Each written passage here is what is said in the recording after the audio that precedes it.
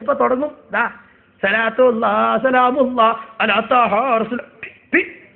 ഓരോ കമാൻഡർമാരെ വരി ബിസിലൊക്കെ എടുത്ത് ഇറങ്ങും മുസ്ലിയാക്കന്മാര്. എവിടുന്ന് കിട്ടിയത് അതൊക്കെ കണ്ടോ? എവിടുന്ന് കിട്ടിയത് അങ്ങക്ക് ഇതൊക്കെ? അപ്പൊ നമ്മളിത് ഇങ്ങനെ രേഖയില്ല, രേഖയുണ്ട്. ഞാൻ പറഞ്ഞു സ്വഹാബികളെല്ലാവരും അതാ മദീനയിൽ ആരംഭ റസൂലുള്ളാഹി സ്വല്ലല്ലാഹു അലൈഹി വസല്ലമ തങ്ങൾ റബീഉൽ അവ്വൽ 12 വരുമ്പോ മദീനയിലുള്ള മുഴുവൻ വിശ്വാസികളും അവിടെ തമ്പടിക്കുന്നു. റസൂലുള്ളാഹിനെ സ്വാഗതം ചെയ്തുകൊണ്ട് ത്വാലൽ ബദ്റു അലൈനാ മിൻ സനിയാത്തിൽ വദാഇ വജബ ശുക്രു അലൈനാ മാദാ ലില്ലാഹി ദാഇ. മുസ്ലിമീങ്ങൾ എല്ലാവരും സ്വഹാബത്ത് ചെയ്ത പരിപാടിയാണത്. മുസ്ലിം സമുദായം ബഹുമാനിക്കുന്ന നബി സല്ലല്ലാഹു അലൈഹി വസല്ലമ തങ്ങൾ അവിടുന്ന് ജനിച്ചത് റബീഉൽ അവ്വൽ 12. അതുകൊണ്ട് ഈ രാജ്യം, ഇന്ത്യൻ മതേതര രാഷ്ട്രം, അതിന്റെ ജനാധിപത്യ മതേതരത്വത്തിന്റെ സൗകുമാര്യത ലോകത്തുയർത്തിപ്പിടിച്ച് നബി സല്ലല്ലാഹു അലൈഹി വസല്ലമ തങ്ങളുടെ ജന്മദിനമായ റബീഉൽ അവ്വൽ 12 പൊതു അവധിയായി പ്രഖ്യാപിച്ച മുസ്ലിം ന്യൂനപക്ഷങ്ങളുടെ വികാരത്തിന്റെ കൂടെ നിന്നു ഈ രാജ്യം. അതിൽ ഈ രാജ്യത്ത് BJP-ക്കാർക്കോ RSS-കാർക്കോ SNDP-ക്കാർക്കോ NSS-കാർക്കോ ക്രൈസ്തവ സഹോദരന്മാർക്കോ ആർക്കും അഭിപ്രായ വ്യത്യാസമല്ല. ആ ദിവസം ഇവിടെയുള്ള എല്ലാ മനുഷ്യരും ആ ദിവസത്തെ ബഹുമാനിക്കണം. ആ റബീഉൽ അവ്വൽ വന്നാൽ കന്നിമാസത്തിലെ നാക്കാലികൾ ഇറങ്ങണ മാതിരി പ്രത്യേകിച്ച് ആകപ്പാടെ വേഗം ചൂടെടുത്ത് ഓടണ ഒരൊറ്റ ടീമേ ഉള്ളൂ, വഹാബികൾ. അതുകൊണ്ട് തന്നെ മുജാഹിദീങ്ങൾക്ക് ഈ റബീഉൽ അവ്വൽ 12 പൊതു അവധി ആകുക എന്ന് പറഞ്ഞാൽ ഭയങ്കര പ്രയാസ. മുജാഹിദ് അതിന് കണ്ടെത്തിയൊരു മാർഗം എന്താ അറിയോ? റബീഉൽ അവ്വൽ 12 നബി സല്ലല്ലാഹു അലൈഹി വസല്ലം ജനിച്ചോ ജനിച്ചില്ല എന്നുള്ളൊരു തർക്കം അങ്ങാടി കൊണ്ടുവന്നിട്ടു. എന്നാ പിന്നെ 4 കൊല്ലം കഴിഞ്ഞാൽ ഇവിടുത്തെ അമുസ്ലിങ്ങൾ പറയില്ലേ, മാപ്പിളാർക്ക് അവരെ നേതാവ് ജനിച്ചതെന്നാണ് അവർക്ക് തന്നെ നിശ്ചല്ല, പിന്നെ എന്തിനാ നമ്മളൊന്ന് ലീവാക്കണെന്ന് അമുസ്ലിങ്ങൾ പിറ്റേന്ന് ചോദിക്കൂലേ, നേരത്തെ ക്രൈസ്തവർ ചോദിച്ച പോലെ. അതിനു വേണ്ടി ഒരു മുജാഹിദ് ചങ്ങായി ചോദിക്കാണ്, നബി സല്ലല്ലാഹു അലൈഹി വസല്ലം തങ്ങൾ റബീഉൽ അവ്വൽ 12 ജനിച്ചതെന്ന് എണീറ്റെന്ന് പറയാൻ ധൈര്യമുള്ള ആരെങ്കിലും ഉണ്ടോ? മുഹമ്മദ് നബി സല്ലല്ലാഹു അലൈഹി വസല്ലം റബീഉൽ അവ്വൽ 12 ജനിച്ചത് എന്ന് എഴുന്നേറ്റ് നിന്ന് പറയാൻ ധൈര്യമുള്ള ആരുണ്ട് ഈ സദസ്സിൽ? റസൂലുള്ളാഹി സ്വല്ലല്ലാഹു അലൈഹി റബീഉൽ അവ്വൽ 12 ജനിച്ചത് എന്നതിന് യാതൊരു തെളിവുമില്ല, യാതൊരു തെളിവുമില്ല.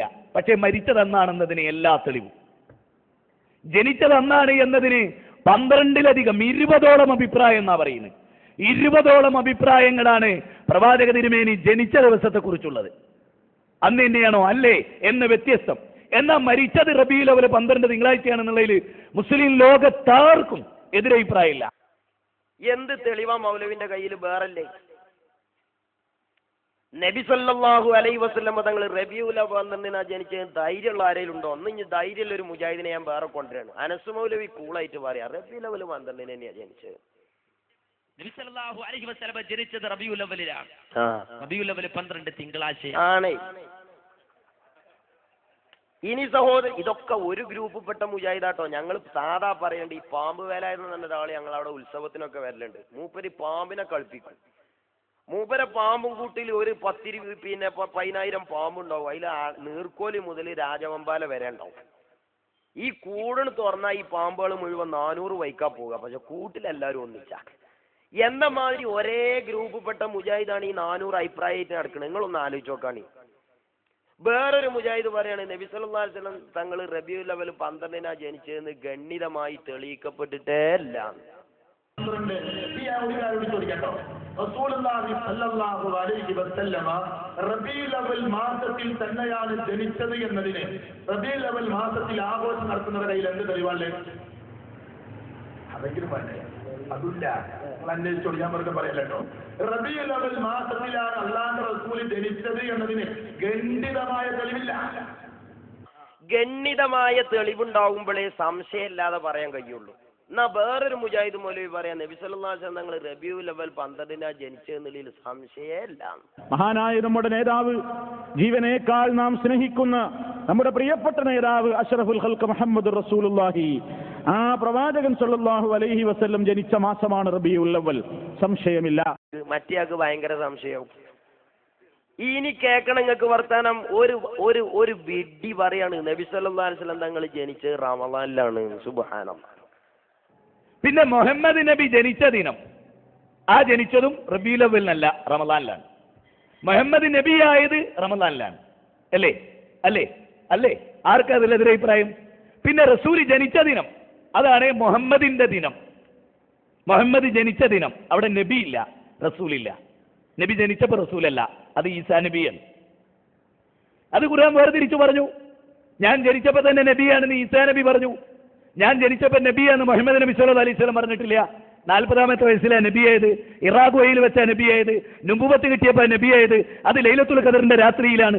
അല്ലേ? എല്ലാവർക്കും അറിയാവുന്ന വസ്തുതയാണ്. അല്ലേ? അപ്പൊ നബിദിനം എന്ന് പറയുന്ന വാചകം തന്നെ തെറ്റാണ്. നബി ദിനം എന്ന് പറയാൻ പറ്റില്ല, പിതാവിന്റെ ജന്മദിനം എന്ന് പറയാൻ പറ്റില്ല. പിതാവ് ജനിക്കുമ്പം പിതാവല്ല, കുട്ടിയാണ്. എന്താ ചെയ്യാ? നബി സല്ലല്ലാഹു അലൈഹി വസല്ലം തങ്ങൾ 40-ാമത്തെ വയസ്സിൽ നുബുവത്ത് ഔദ്യോഗികമായി പ്രഖ്യാപിച്ചതാ മൗലവി. നബിദിനം എന്നുള്ളത് പറയാൻ തന്നെ പറ്റൂല. കാരണം എന്താ? നബി സല്ലല്ലാഹു അലൈഹി വസല്ലം തങ്ങൾ ജനിക്കുമ്പോൾ നബി അല്ലാന്നാ. മൗലവിന്റെ വിവരക്കേടാണ്. സ്വഹാബത്ത് ചോദിച്ചു, മത്താകുന്ത നബിയൻ, ഹബീബെ അങ്ങ് എപ്പോഴാ നബിയായത്? നബി സല്ലല്ലാഹു അലൈഹി വസല്ലം പറഞ്ഞു, ആദമു ബൈന റൂഹി വൽ ജസദി. ആദം അലൈഹിസ്സലാമിനെ സമ്പൂർണമായി ലോകത്തേക്ക് രംഗപ്രവേശനം ചെയ്യുന്നതിന്റെ മുമ്പ് തന്നെ അന സയ്യിദ് ഉൽദി ആദം, ഞാൻ ആദം അലൈഹിസ്സലാമിന്റെയും നേതാവാണ്. അപ്പൊ ആദ്യം നബിയായി വരേണ്ട ആൾ ഞാനാണ്. അതുകൊണ്ട് എനിക്ക് അതിന്റെ മുമ്പ് എന്റെ നൂറ് സൃഷ്ടിച്ച് എനിക്ക് നുബുവത്ത് നൽകപ്പെട്ടിട്ടുണ്ട് നബി സല്ലല്ലാഹു അലൈഹി വസല്ലം. മൗലവി പറഞ്ഞിട്ടില്ല, മൂപ്പര് കണ്ടിട്ടില്ല. അതിനാണ് നിങ്ങൾ ഒഴിഞ്ഞു നിൽക്കുന്നത്.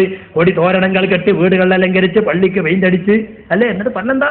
എല്ലാ നേതാക്കന്മാരുടെയും ജയന്തി കൊണ്ടാടുമ്പോൾ നേതാക്കളുടെ നേതാവായി നബിയുടെ ജയന്തി കൊണ്ടാടേണ്ടതല്ലേ? അതാപ്പ തെളിവ്. ശ്രീകൃഷ്ണ ജയന്തി, നാനാക്ക് ജയന്തി, നെഹ്റു ജയന്തി, ഗാന്ധി ജയന്തി, അപ്പൊ പിന്നെ മുഹമ്മദ് നബി ജയന്തി വേണ്ടേ? കേട്ടില്ല നിങ്ങൾ? ഇങ്ങനെ എല്ലാവരും ജയന്തി കൊണ്ട് ആടുന്നു. അതുപോലെ നമ്മുടെ നേതാവിന്റെ ജയന്തി കൊണ്ടാടേണ്ടതല്ലേ? ഇതാണ് ഇവരുടെ തെളിവ്. ഇതിനു വേണ്ടിയാണ് തോരണങ്ങൾ അണിയിക്കുന്നത്, പള്ളിക്ക് പൈൻ്റടിക്കുന്നത് എന്നൊക്കെ പറഞ്ഞുകൊണ്ട് പരിഹസിക്കുന്നത് നിൽക്കണം നിങ്ങൾ. സഹോദരന്മാരെ, വിശ്വാസികളായ നമ്മെ സംബന്ധിച്ചിടത്തോളം ഞാൻ നേരത്തെ പറഞ്ഞല്ലോ, ആരംഭ റസൂലിന്റെ മൗലിദ് കഴിക്കാനും മൗലിദ് ഓതാനുമുള്ള തെളിവ് ആരെങ്കിലും ജയന്തി നടത്തുന്നുണ്ടോ എന്നതല്ല, പരിശുദ്ധ ഖുർആനാണ്, ഹദീസുകളാണ്, പൂർവീക മുസ്ലിമീങ്ങളുടെ നിലപാടുകളാണ്. അത് വിവരമില്ലെങ്കിൽ ഞാൻ ഒരു കാര്യവും കൂടി പറഞ്ഞോട്ടെ സഹോദരന്മാരെ. കേരളത്തിലെ മുജാഹിദ് പ്രസ്ഥാനത്തിന്റെ നേതാക്കൾ അവർ എഴുതിയ പ്രസിദ്ധീകരണമാണ് എന്റെ കയ്യിൽ. അവരുടെ പ്രാചീന നേതാക്കൾ എഴുതിയ പ്രാചീന പ്രസിദ്ധീകരണം. ഇതിന്റെ പേരെന്താണ്? അൽ മുർഷിദ്. KM മൗലവിയും അതുപോലെ തന്നെ EK മൗലവിയും ഒക്കെ നേതൃത്വം കൊടുത്തിട്ടുള്ള, അവരുടെ പത്രാധിപത്യത്തിൽ വന്നിട്ടുള്ള അൽ മുർഷിദ് മാസിക 1937 ഇറങ്ങിയ അൽ മുർഷിദ് മാസികയിൽ പറയുന്നത് നോക്കൂ നിങ്ങൾ. എന്താണ് പറയുന്നത്? അൽ മൗലിദുൻ നബവിയു. എന്നിട്ട് പറയുന്നു, റബീഉൽ അവ്വൽ മാസം ഇതാ ആഗതമായിരിക്കുന്നു, അത് നമ്മെ ആനന്ദിപ്പിക്കുന്നു, അത് നമ്മെ ആഹ്ലാദിപ്പിക്കുന്നു, നാം സന്തോഷം കൊണ്ട് ചാഞ്ചാടുന്നു, നമ്മുടെ ഹൃദയം വികസിക്കുന്നു, ഓരോ മുസ്ലിമിന്റെയും മുഖകമലങ്ങളിൽ ഹർഷ ചിഹ്നങ്ങൾ കളിയാടുന്നു, ഓരോ ഭക്തനും സന്തോഷാശ്രുക്കൾ പൊഴിക്കുന്നു. എന്തുകൊണ്ട്? അഷ്റഫുൽ ഖൽഖായ മുഹമ്മദുർ റസൂലുള്ളാഹി സ്വല്ലല്ലാഹു അലൈഹി വസല്ലം തങ്ങളുടെ ജന്മദിനം വന്നു വരുന്നത് കൊണ്ട്. ഇത് പറയുന്നത് ആരാ? മുജാഹിദുകളുടെ സ്ഥാപക നേതാക്കളാണ് പറയുന്നത്. എന്തൊക്കെയാണ്? റബീഉൽ അവ്വൽ മാസം വരുമ്പോഴേക്ക് ആനന്ദിക്കുകയാണ്, ആഹ്ലാദിക്കുകയാണ്, സന്തോഷം കൊണ്ട് ചാഞ്ചാടുകയാണ്, അവരുടെ ഹൃദയം വികസിക്കുന്നു, ഓരോ മുസ്ലിമിന്റെയും മുഖകമലങ്ങളിൽ ഹർഷ ചിഹ്നങ്ങൾ കളിയാടുന്നു. അവർ ഭൂമിയിലുമല്ല ആകാശത്തിലും അല്ലാതെ തുള്ളിച്ചാടുകയാണ് എന്നാ പഴയ മുജാഹിദ് പറയുന്നത്. ഇന്നത്തെ മുജാഹിദുകളോ സഹോദരന്മാരെ, റബീഉൽ അവ്വൽ മാസം വരുമ്പോഴേക്ക് അവരുടെ മുഖത്ത് അട്ടടമോത്ത് ഉപ്പ് വെച്ചതുപോലെയാണ്. ഒറ്റൊന്നിനൊരു തെളിച്ചുണ്ടാവില്ല. നോക്കൂ നിങ്ങൾ, എന്താണ്? ഒന്നുമില്ല, അള്ളാന്റെ റസൂലിന്റെ പേരിൽ കുറച്ച് സ്വലാത്ത് ചൊല്ലല്ലോ എന്ന് കരുതിയിട്ട് കഴിഞ്ഞില്ല. എന്നിട്ട് ഈ ലേഖനത്തിൽ പറയുന്നു, വളരെ വിശാലമായ ലേഖനമാണ്, ഞാൻ ചുരുക്കി പറയട്ടെ. ഇതിൽ പറയുന്നു, ഉത്തമ ഗുരു ദൈവ സന്ദേശവാഹി ജനിച്ച മാസമാണ് റബീഉൽ അവ്വൽ. അതിനാൽ ആ മാസത്തെ മുസ്ലിം ലോകം ആകമാനം കൊണ്ടാടുന്നു. സക്കരിയ സലാഹി അയാളെ കൊണ്ടുവന്ന മുജാഹിദുകളെ നിങ്ങൾ ചിന്തിക്കണം. ഇത് KM മൗലവിയാണ് എഴുതി വെച്ചിട്ടുള്ളത്, EK മൗലവിയാണ് നേതൃത്വം നൽകിയിട്ടുള്ളത്, നിഷേധിക്കാൻ കഴിയില്ല. എന്നിട്ട് പറയുന്നത് എന്താ? ലോകം മുഴുവനും കൊണ്ടാടുന്നു, ലോകം മുഴുവനും കൊണ്ടാടേണ്ടതുമാണ്. വഹാബികളെ, നിങ്ങളിത് കൊണ്ടാടണമെന്ന നേതാക്കൾ നിങ്ങളോട് വിളിച്ചു പറയുന്നത്. എന്നിട്ട് അയാൾ പറയുന്നു, ഈ കൊണ്ടാട്ടം പല നല്ല കാര്യങ്ങളും സാധിപ്പിക്കുന്നുണ്ട്, തിരുമേനിയോടുള്ള സ്നേഹത്തെ മനുഷ്യ ഹൃദയങ്ങളിൽ ഊന്നിപ്പിടിപ്പിക്കുന്നു. സഹോദരന്മാരെ, എന്നിട്ട് അൽ മുർഷിദ് മുജാഹിദിന്റെ പത്രമാണ്, അത് എഴുതുകയാണ്, ഈ കൊണ്ടാട്ടം പല നല്ല കാര്യങ്ങളും സാധിപ്പിക്കുന്നുണ്ട്, തിരുമേനിയോടുള്ള സ്നേഹത്തെ മനുഷ്യ ഹൃദയങ്ങളിൽ ഊന്നിപ്പിടിപ്പിക്കുന്നു. റസൂലുള്ളാഹിനോടുള്ള മഹബത്ത് ഉണ്ടാക്കാൻ കഴിയും മൗലിദ് കൊണ്ട്. എന്നിട്ട് പറയുന്നത് എന്താ? മൗലിദിന്റെ മജ്ലിസ് ഈ കാര്യങ്ങൾ സാധിക്കുന്ന ഒരു സദസ്സ്, ഒരു പുണ്യ സദസ്സ് തന്നെയാണ്. ഏത്? മൗലിദിന്റെ മജ്ലിസ് ബിദ്അത്താണ്, നരകത്തിലേക്ക് പോകുന്നല്ല. പിന്നെയോ ഈ മൗലിദിന്റെ മജ്ലിസ് ഈ കാര്യങ്ങൾ സാധിക്കുന്ന ഒരു സദസ്സ്, ഒരു പുണ്യ സദസ്സ് തന്നെയാണ്. അതിൽ സംബന്ധിക്കുവാൻ തൗഫീഖ് ലഭിക്കുന്നവർ ഭാഗ്യവാന്മാരുമാണ്. അന്ത തത്ലൗ ബൈനനാ ഫിൽ കവാകിബി കൽബുദൂർ ബൽ വാശ്റഫു മിൻഹു യാ സയ്യിദി ഖൈറൻ നബി അസ്സലാത്തു അലൻ നബി വസ്സലാമു അലർ റസൂൽ അശ്ശഫീഇൽ അബ്താഹി വൽഹബീബിൽ അറബി എന്നുരുവിടുന്ന മൗലിദിന്റെ മജ്ലിസ് ഒരു പുണ്യ സദസ്സാണ്. അതിൽ സംബന്ധിക്കുവാൻ തൗഫീഖ് ലഭിക്കുന്നവർ ഭാഗ്യവാന്മാരാകുന്നു. അപ്പൊ അതിൽ സംബന്ധിക്കാൻ തൗഫീഖ് ലഭിച്ചിട്ടില്ലാത്ത മുജാഹിദുകളെ, നിങ്ങൾ മഹാ നിർഭാഗ്യവാന്മാരാകുന്നു. ആരാത് പറയുന്നത്? KM മൗലവിയാണ്, EK മൗലവിയാണ്. സംശയമുള്ള മുജാഹിദുകൾ ഉണ്ടെങ്കിൽ വല്ല പൊന്തക്കാട്ടിലും ഒളിച്ചിരിക്കണ്ട, ധൈര്യമായി കടന്നു വരാം, ചോദിക്കാം, ഉറപ്പുവരുത്താം, സംശയം തീർക്കാം, എന്നിട്ട് നിങ്ങൾക്ക് സന്തോഷത്തോടെ തിരിച്ചു പോകാം. നിങ്ങളുടെ പരിപാടിയിൽ ഈ സൗകര്യം ഉണ്ടാവൂല. അത് നേരത്തെ സൂചിപ്പിച്ചതുപോലെയാണ്. ഞങ്ങൾ ഈ പറയുന്ന വിഷയത്തിൽ കളവുണ്ടോ, തെറ്റുണ്ടോ, സംശയമുണ്ടോ, ആർക്കും കടന്നു വരാം, ചോദിക്കാം, ഉറപ്പുവരുത്താം.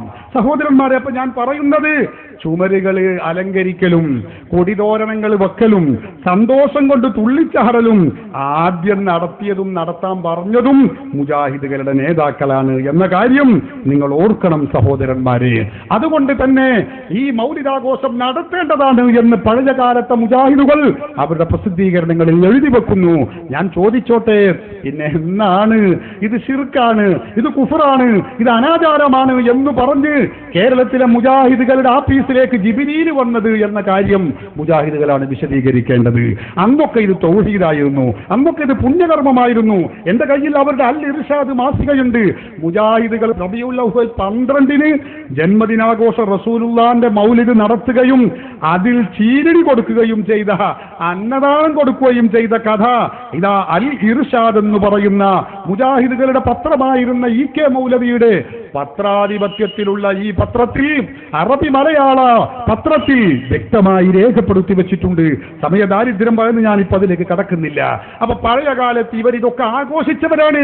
പിന്നെ എന്നാണ് ഇത് ശിർക്കും കുഫറുമായി പുതിയ സിദ്ധാന്തം അവതരിച്ചത് എന്ന് അറിയാൻ ഈ രാജ്യത്തുള്ള ജനങ്ങൾക്ക് താല്പര്യമുണ്ട് എന്ന് എനിക്ക് പറയാനുള്ളൂ.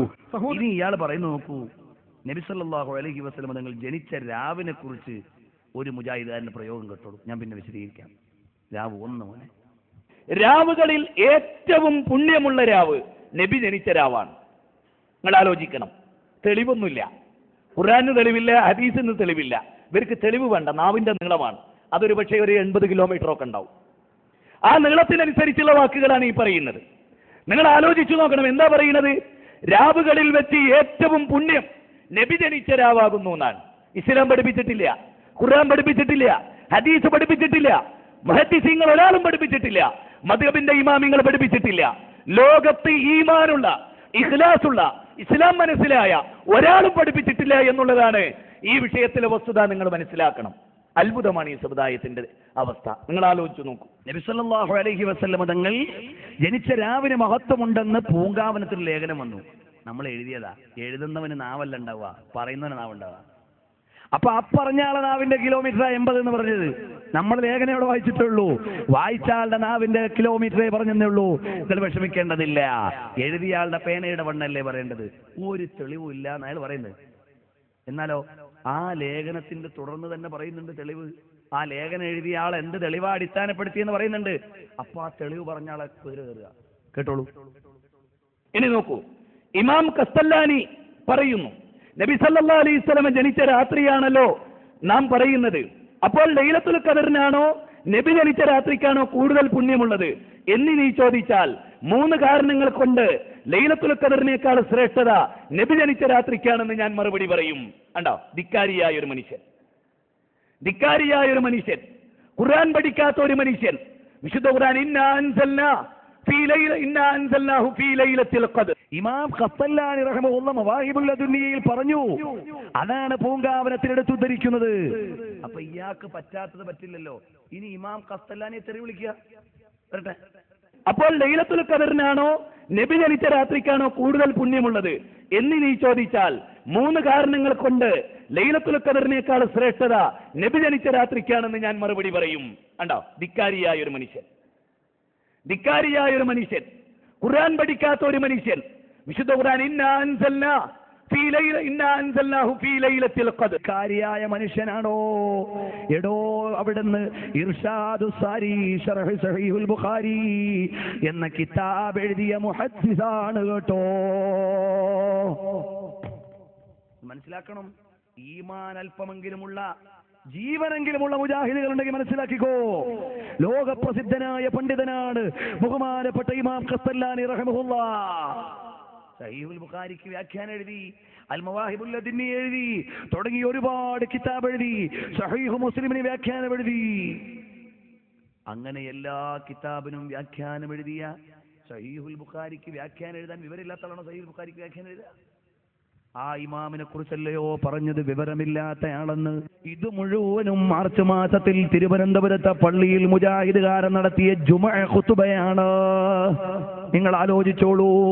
ഇത്തഖുല്ലാഹ ഹഖ്ക തുഖാതിഹി എന്ന് തഖ്വയിലേക്ക് ക്ഷണിച്ച് അനുബന്ധമായി വിശദീകരണം നൽകുന്ന ഇബാദത്താകുന്ന ഖുതുബയ്ക്ക് പകരം പള്ളിയിൽ കയറി നിന്ന് നടത്തുന്ന കവാത്താണ്. മാസികയെടുത്ത്, പരിഭാഷയെടുത്ത്, ബുക്കെടുത്ത്, ഫോട്ടോ കാണിച്ച് ആളുകളുടെ മേലെ ചാടിക്കേറുന്നു. മഅദല്ലാഹ്, ഇതാണോ ദീൻ എന്ന് പറയുന്നത്?